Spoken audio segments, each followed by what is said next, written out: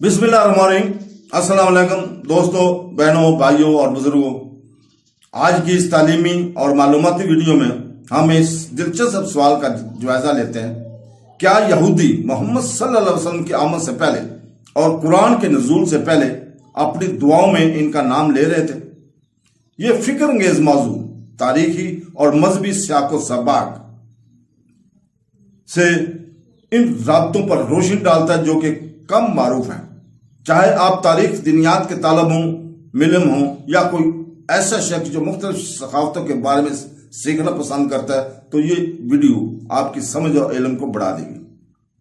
तो दोस्तों, वीडियो को मुकम्मल देखकर मजीद जाने तो इस दिल को छू लेने वाली बात के लिए बराए करम सूरह अल बकरा की आयत नंबर 89 का तर्जमा और तफसीर जरूर पढ़े, जिसमें अल्लाह ताला ने फरमाया मारूफ नबी मारूफा, और जब इनके पास अल्लाह की वो किताब आई जो इनके पास मौजूद किताब की तस्दीक करने वाली है, और इससे पहले ये इस नबी के वसीला से काफिरों के खिलाफ फतह मांगते थे, तो जब इनके पास वो जाना पहचाना नबी तशरीफ ले आया तो इसके मुनकर हो गए। तो अल्लाह की लानत इनकार करने वालों पर।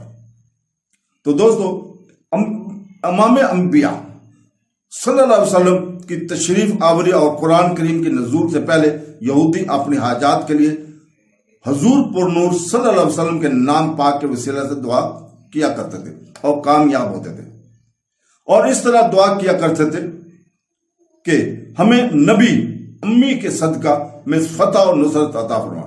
इस आयत में यहूदियों को वो वाक़यात दिलाए जा रहे हैं कि पहले तुम इनके नाम के तफैल दुआएं मांगते थे, अब जब वो नबी तशरीफ ले आए और तुम इनके मुनकर हो गए। इससे मालूम हुआ कि दुनिया में तशरीफ आवरी से पहले हुजूर पाक सल्लल्लाहु अलैहि वसल्लम के तवस्सुल से दुआएं मांगी जाती थी, और हुजूर पाक सल्लल्लाहु अलैहि वसल्लम के पहले ही मखलूक की हाजत रवाई होती थी।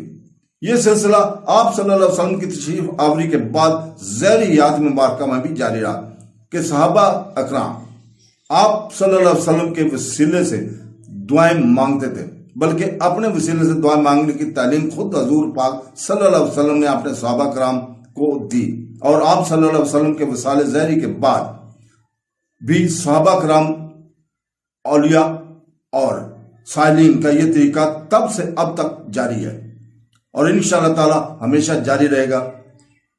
अल्लाह ताला हमें कुरान पढ़ने, तफसीर पढ़ने और सुन्नत रसूल पर अमल करने की तौफीक अता फरमाए। आमीन सुम आमीन। अल्लाह हाफ़िज़।